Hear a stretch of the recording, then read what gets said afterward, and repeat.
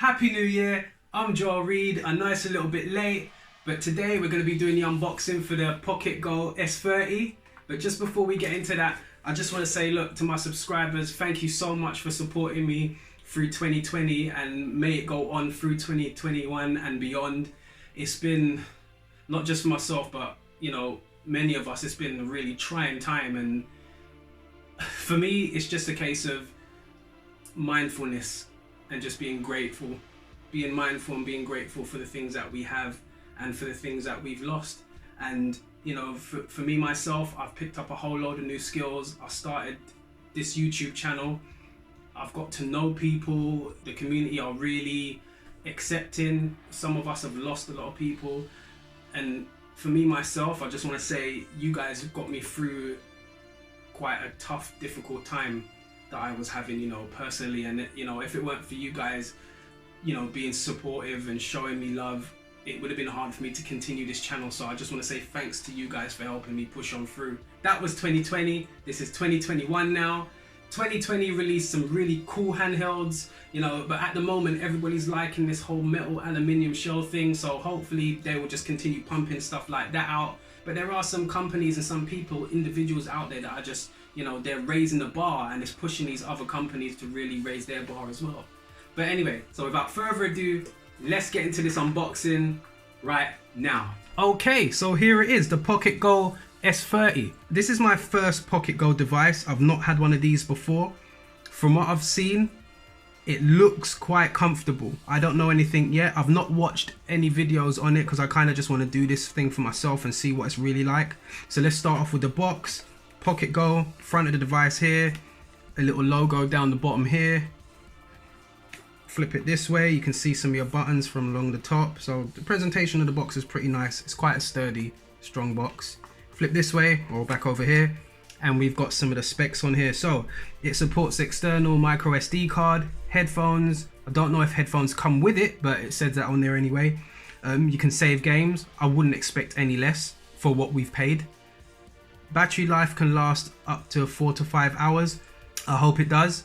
Screen is a 3.5 IPS screen, full screen original resolution display, screen brightness adjustment of course, and a 26 mAh rechargeable lithium battery. So yeah, and then if you look a little bit closer, just says Pocketgo S30 here, instruction manual, and yes, it is USB type C. So I've covered a little bit of it already. I haven't even opened a box yet. Let's jump in. Give me a moment here, oh, that's looking quite, I like that. It's a little bit off the mark here, as you can see, but doesn't look too shabby. If I'm honest with you, I like that kind of presentation. It's kept it strong. I can see some fingerprints on there. That's not me, but that's just the external packaging here. Take you off. And here's the device. Here it is. Let me just put this to the side. All right, you don't get headphones. You just get a USB type C cable,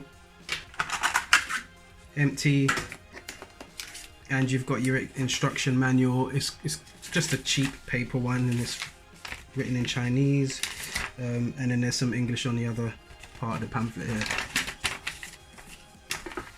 Okay, here's the device. Here we go. So it's got a screen protector on there already, which is cool. You can see there's a bit of some residue here, but that's easily wiped off. It's not important. We've got your D-pad here, up, down, left, right. It seems all right. I was quite worried that it would be quite small, but this is actually okay. It feels like it could be good for doing fireballs, so that's really cool. You've got your analog stick, and that appears to press in, much like the RG351P and others of the Ambinic like, so that's pretty cool. You've got your start, your select, you've got your A, B, X, Y. They feel alright. Compared to these other buttons in the D-pad, these feel a little bit more squishier, like there's just a little bit of space in there. Let's see, we'll see how that feels when we're playing. I do like the color, I do like the design of it. It's really nice, and do you know what, just holding it like this, it feels pretty comfortable, I would say. Let's flip to the bottom. It appears to have some LED lights here, which will probably represent charging and stuff like this. You've got your headphone jack, and that's where your SD card goes. For a moment there I thought it was a volume wheel, but it's actually where the SD card goes. So at the top, You've got your R button right here. You've got your R2. From the angle I'm pressing it, it doesn't feel great, I'll be honest. It sort of curves in as you press it, which I like them to just be more tactile and just press straight. So that's not tactile. Honestly, I don't like that. L and L2, they should have made it L1. I don't know if those things are important to you, but they are to me. You got your volume rocker right here. You've got your USB Type-C charging port, and you've got your power switch. I'm a little bit annoyed about how this looks and how it feels. That's going to take a little bit of getting used to. Honestly, I don't know, I don't like that. It feels like you're over pressing it a little bit, but look, we'll see how it plays. Flip it to the back. Pocketgo, really basic. S30 games console, and your model number and what the battery is on the inside there. You got 2 screws. Looking for a speaker port. Sorry, I missed that before. Speakers right here. I guess what's left is to turn on the device. So let's power this bad boy on.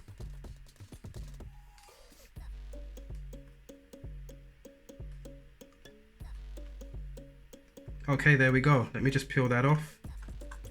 It boots up really quickly. This is the first time I've turned the device on, and it boots up really quick. And you know what? It's really clear. So let's see what's on here. So you've got PSP, Super Famicom. It's quite basic the way the transition is. There's nothing really happening. There's no like frills. It just flips from one emulator to the next. So Super Famicom, got PC Engine. We've got here WonderSwan, and then your settings. Dreamcast. Oh, that's really cool. So this plays Dreamcast as well. Final Burn Alpha, NES, Game Boy Color, Game Boy Advance SP, MAME, MGBA, Neo Geo Pocket, PlayStation 1, Sega Mega Drive, and back to PSP. So you got a few platforms on there that you can play. So I guess what's left to do now is just get into some gameplay.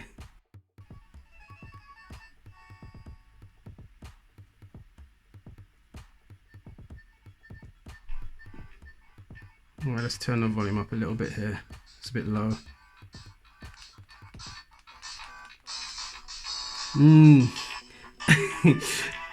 The sound quality isn't the best, I'll say that.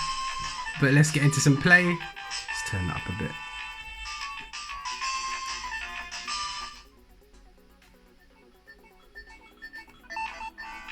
Gosh, it's been a long time since I've actually played this. Who shall I go with? Let's go Ken. Original Red Ken.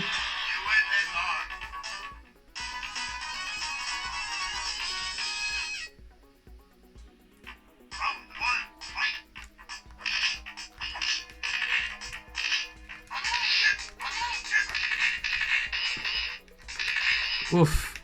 Hey, Zanny, come on. But you know what? The fireballs work really well, you know. Hey, Zangief is taking the mick out here. Give me another round, mate. What set is this on, bruv? Jesus. Just to let you lot see that I actually can play the game, yeah? Dragon Punch. Alright, fireballs seem to be fine. But you can see that I'm trying to do a Dragon Punch here. I'm struggling a little. Go.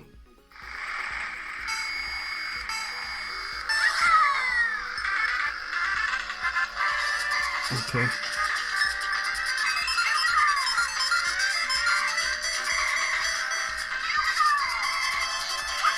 It's so hard playing with the camera, man. From what I'm gonna say now is that the R1 and the L1, they actually work really well. But if these buttons were on the R2 and L2, it would be a bit of a struggle. Alright, well that works alright. Let's move on to the next game. I'm a Capcom guy. Let's try Guile. And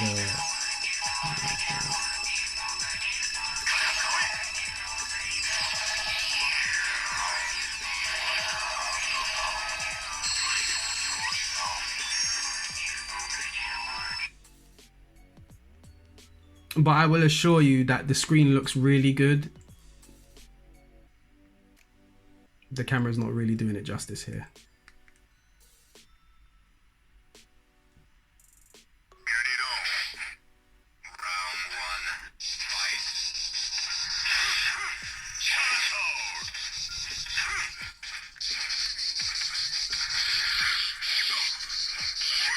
Yeah, that, because of where the triggers are placed, it feels a little bit delayed, man.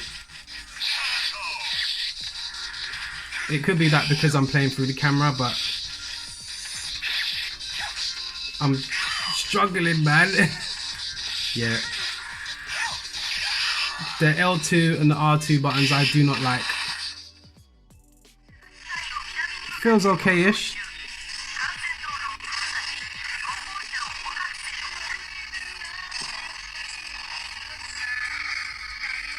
Just playing through the camera is quite difficult for me. You can sometimes hear this jump in speed when it comes to the music, so that's not the best, but it's still playable anyway. I'm hoping that there's ways to tweak it a little bit and mess around with the frame skips if you need to, even though it doesn't look so bad now, but audio is quite important, as we all know. Okay, so the only PSP title on here is Metal Slug. It's not going to speak volumes about what this machine can actually do, but it's a game nonetheless. Let me just get my buttons.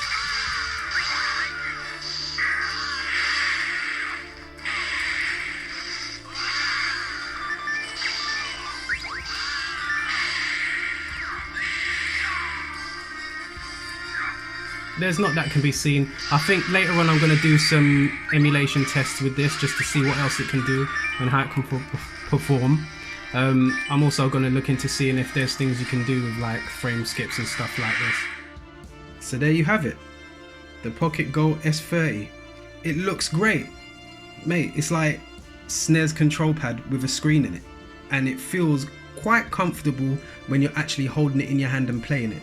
But when it comes to these trigger buttons here, on games that require them to be used, it can take a little while to get used to, and they're not particularly comfortable in that respect. The screen's great, the color scheme's great, but those R2s and L2 buttons, they're an issue for me. I'll leave a link in the description below if you guys want to grab ones for yourselves, because obviously to each their own, but this is just my opinion and my first look on the device. I'll see how it goes in the future, so look out for some more videos, especially when it comes to emulation testing. I hope you guys liked the video, and most of all, thanks for watching and stay safe. I'll catch you down the road. Peace.